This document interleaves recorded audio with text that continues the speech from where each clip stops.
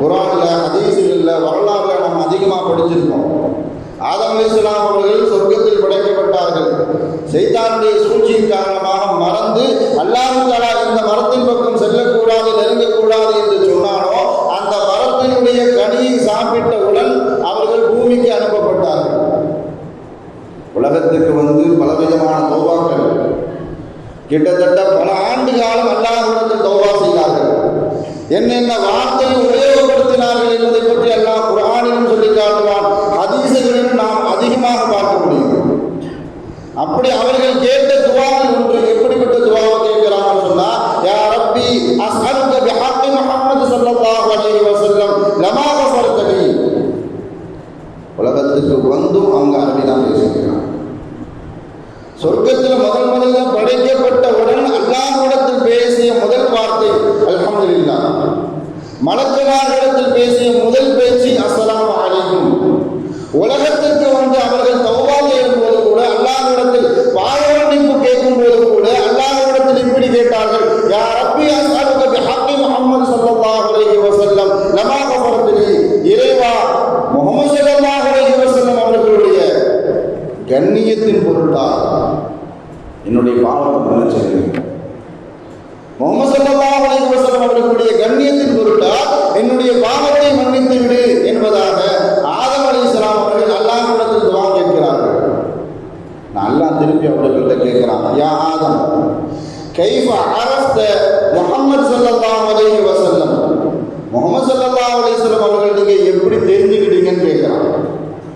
வலம் அஹ்லபுஹு, ஏன் சொன்னா உங்களை தவிர்த்து, ஹவ்வா அலைஹிஸ்ஸலாம் அவர்களை தவிர்த்து இன்னும் எந்த மனிதனையும் நான் உருவாக்கவில்லை, எந்த மனுஷனையும் நான் படைக்கவே இல்லை. குறிப்பா முஹம்மது ஸல்லல்லாஹு அலைஹி வஸல்லம் அவர்களை நான் இன்னும் படைக்கவே இல்லையே, நீ எப்படி முஹம்மது ஸல்லல்லாஹு அலைஹி வஸல்லம் அவர்களின் பொருட்டால் அவர்களை நீங்கள் எப்படி தெரிந்து கொண்டீர்கள் என்பதாக ஆதம் அலைஹிஸ்ஸலாம் அவர்களிடத்தில் அல்லாஹ் தஆலா கேட்கிறான்.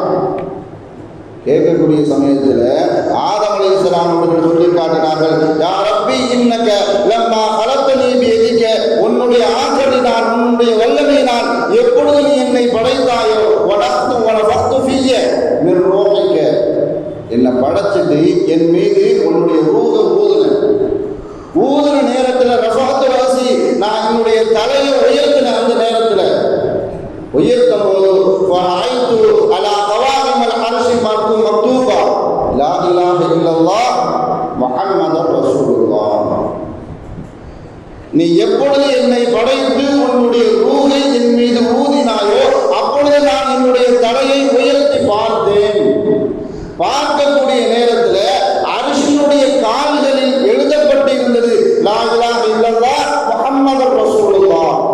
அந்த வார்த்தை நான் கவனிச்சு பார்த்தேன்.